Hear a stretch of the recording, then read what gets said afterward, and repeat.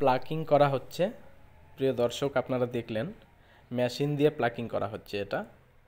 তো এখন অ্যাকচুয়ালি বেশিরভাগ ক্ষেত্রেই দেখা যাচ্ছে যে মেশিনে প্লাকিং হচ্ছে।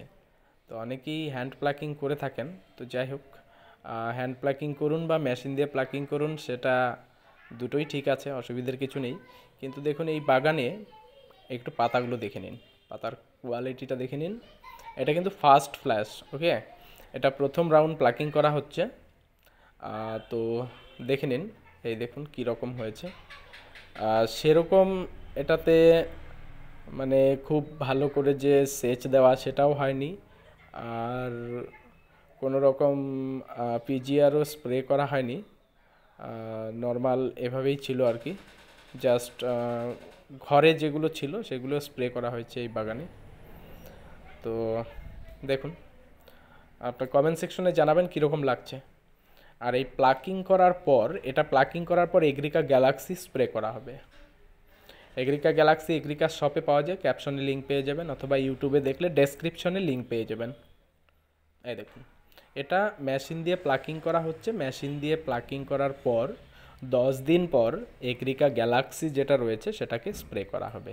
এগ্রিকা গ্যালাক্সি 10 গ্রামের প্যাকেট হয়, সেই 10 গ্রামের প্যাকেট দিয়ে 120 লিটার জল করা যাবে।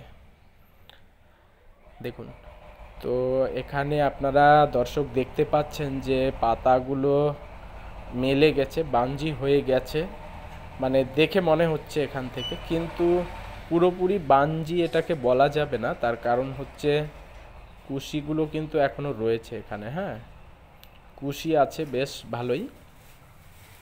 আর এটার রেট হচ্ছে, যে পাইকার এসেছিল পাইকার এটাকে 26 টাকা রেট বলেছে। তো ভিডিওটা আমি যখন রেকর্ডিং করছি, 12টার সময় রেকর্ডিং করছি ভিডিওটা। তো আজকে হচ্ছে ক তারিখ, 13ই মার্চ 2024, 12টার সময় ভিডিও রেকর্ডিং করছি। তো সেই মুহূর্তে পাইকার, কাঁচা চা পাতার যে পাইকার আছে, 26 টাকা রেট বলেছে। তো 26 টাকা রেট হিসেবে এটা খারাপ বলা চলে না, খুব ভালো রেট। তো এর থেকে যদি ভালো কোয়ালিটির পাতা হয় তাহলে রেট আরও বেশি আছে।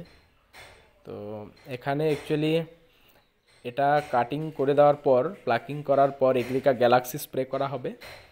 এবং গ্যালাক্সি স্প্রে করলে পাতার কোয়ালিটি খুবই ভালো হবে, তাছাড়া প্রোডাকশনও বেশি হবে, অনেক নতুন বুশ বের হবে, নতুন পয়েন্ট বের হবে, আপনারা জানেন। দেখুন, আমি পাতাগুলো একটু দেখাচ্ছি আপনাদের। এই দেখুন, এটা কিন্তু মানে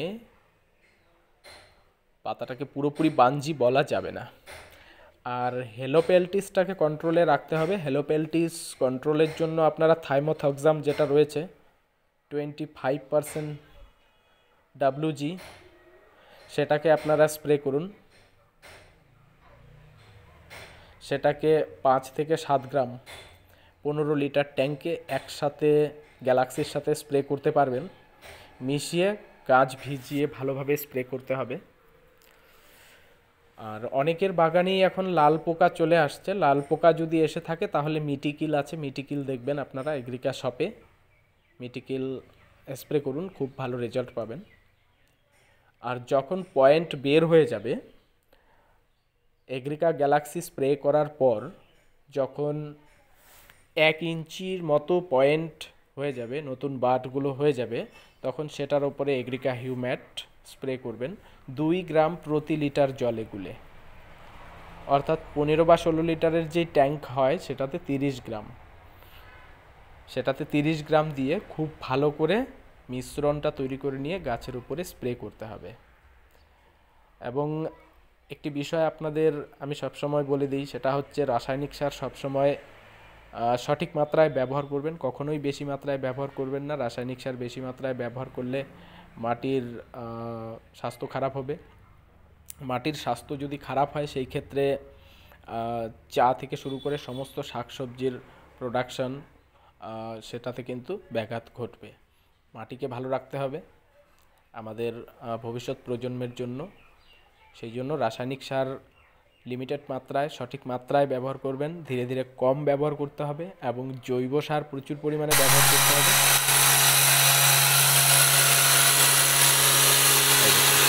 মেশিন দিয়ে প্লাকিং, মেশিন প্লাকিং কারা প্রথম দেখছেন আমাকে একটু কমেন্টে জানাবেন। কারা প্রথম দেখছেন আমাকে জানাবেন এবং কারা আগে দেখেছেন জানাবেন।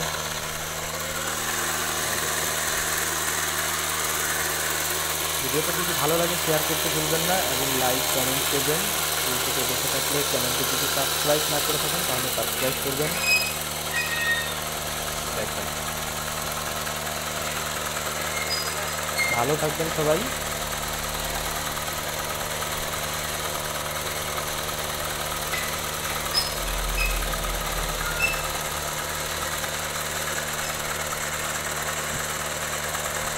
Vâng, cảm ơn anh.